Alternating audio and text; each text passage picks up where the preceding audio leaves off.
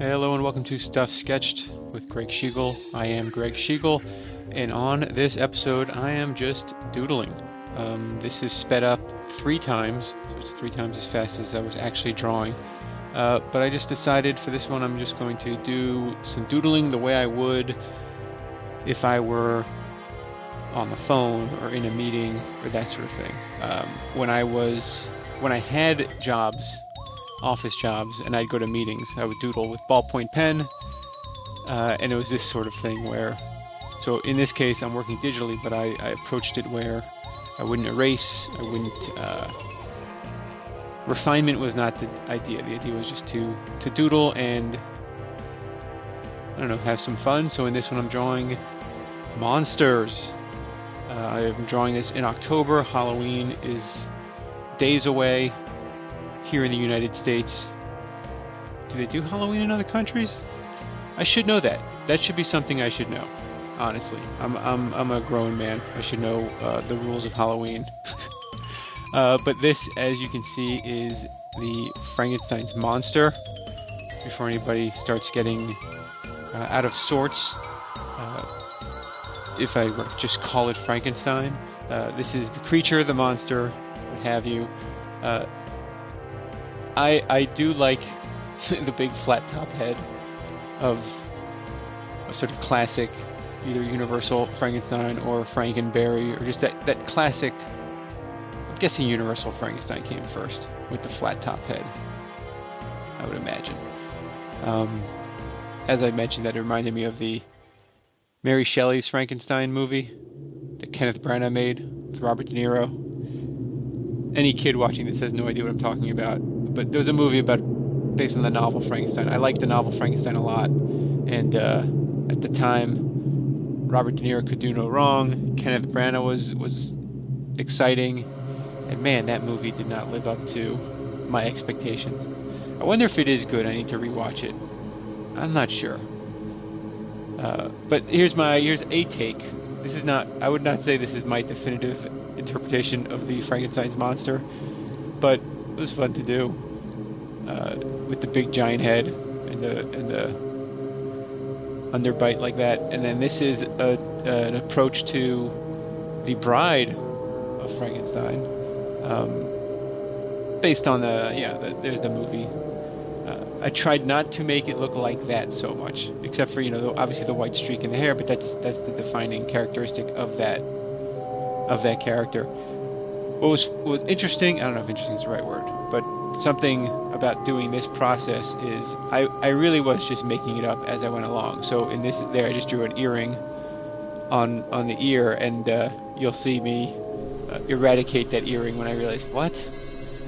No, that's a bad idea. Thought it might be an interesting idea and realized it's a bad idea. So yeah, it's just a lot of making design choices in the moment and then living with those design choices. So with the Bride here, there was a certain amount of is this working as I was doing it? Still not entirely sure. It's not bad. Certainly not glamorous, but maybe it's a monster. You don't need to be glamorous. Way more stitches than the movie version, and then I don't know what that expression would be. Angry, monstrous. Yeah, we'll say monstrous. It is. I enjoy the just generally doodling. A lot of times I don't have as much focus on I'm going to do a series of monsters. I draw hands a lot when I doodle, human figures without much detailing or costuming. Maybe one day I'll do a video of just doodles, an hour's worth of doodles, whatever. This here is, of all the monsters, I think my favorite, which is a werewolf, specifically the Wolfman. And as I did this one, I could pinpoint when I thought it was going astray and when it was okay. At this point, I'm like, I don't know, maybe I made some wrong choices with the nose. And then I did this, And I was like, now I'm seeing it. And it started to come together as like a legitimate Wolfman. I still wasn't 100% sold, but I was happy with the nose. Or would it be a snout at that point? And then just started, and then once I did that with the eyebrows, I thought, alright, I think I got something here. I think this is actually going to look like a Wolfman werewolf thing. I mean, I wanted it to not look too much like the Universal monsters or werewolves and things we've seen. Obviously inspired by that. I mean, we've all seen, it's part of the public consciousness. And then I was this sounds very self-aggrandizing. It's like I'm showing off, but when I did that corner of the cheek, the sideburn, I thought I lean into that. Something I think is essential in a werewolf is that the bottom teeth, the bottom fangs are the prominent ones. When I was a kid, I loved the Wolfman, and I would go around with my bottom jaw jutted out, a la the Wolfman's fangs that came from the bottom of his teeth.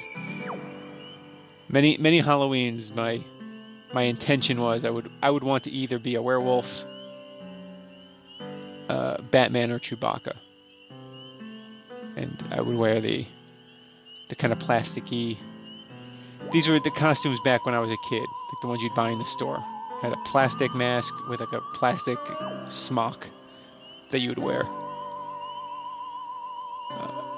None of the werewolves looked like the one I just drew. And then give this werewolf a shirt, plaid, of course. I was pretty happy with this when it and again, maybe it's my bias that I wanted to make sure the werewolf had a certain look, but again, at the beginning I wasn't entirely sure it was going to work. So I was pretty happy with this one. Just a rough hand. A little more posturing and posing on him. The creature from the Black Lagoon, I know is a movie people speak very highly of. I don't think I've ever seen it. I have no memory of seeing it, and I know adults watching this who love those movies might think that's ridiculous, but here's my ocean creature, swamp creature, lagoon monster, whatever we're calling it. This one will look nothing like the creature from the Black Lagoon, really. But then again, I don't know. I mean, I have a sense of what the creature looks like. Maybe it is. Maybe it is just this kind of looks almost more like what's his name from Thundercats? Slithe. I really gotta make references that any kids watching this will understand. There was an old cartoon called Thundercats, and there was a monster person on there named Slithe, who was like a lizard man.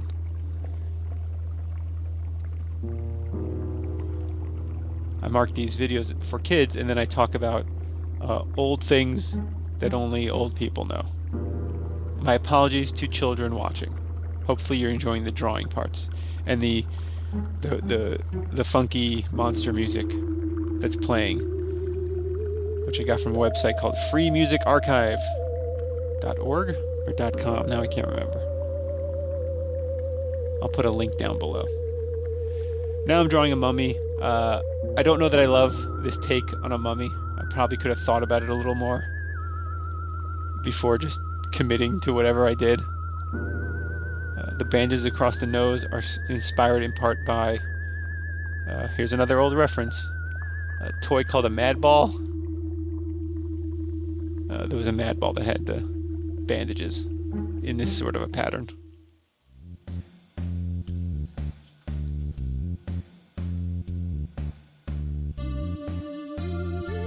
It's enough to look like a mummy. I mean, some of what I was trying to do is make the head shapes different between each monster. That big outline was just to help separate Frankenstein, thing I definitely used to do in my ballpoint pen sketches. So in terms of varying the shapes, I'm doing something more triangular for the vampire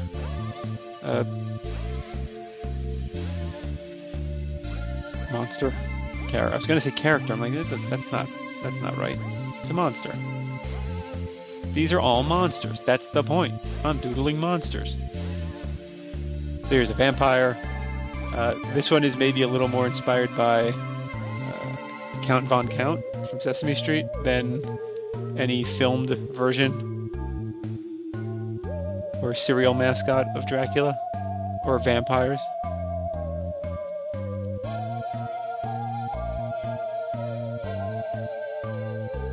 I mean, Count Von Count is one of the great vampires, right? Although technically, is he a vampire? I mean, he's got the fangs. He is a count. Let's say he's a vampire. Why not?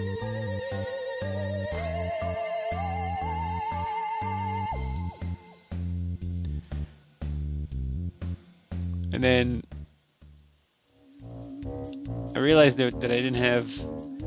I mean, there are other monsters. There's the Phantom of the Opera. There's other folks, and then I just went with my next monster. I just went with a zombie. Apologies if this zombie is disgusting or gross or not entirely in keeping with the more cartoony things that are going on, but I tried to keep it cartoony. Zombies are gross. It's a little slipshod. But again, doodling. That's the point of this. It's just to doodle. As I was drawing it, I'm like, oh, maybe I should have just made a skull, like a skeleton, or as I like to pronounce it, a skellington. But I went with this disgusting, whatever that is. And then to close it out, a little Halloween pumpkin, aka a jack-o'-lantern. Because again, Halloween times. So if you celebrate Halloween, however you do it, happy Halloween. Enjoy your costumes and candy whenever you watch this, whatever year you watch this. Hope you enjoyed this little monster mash. Haha! That's about all the stuff I have left to say. I'll see you next time.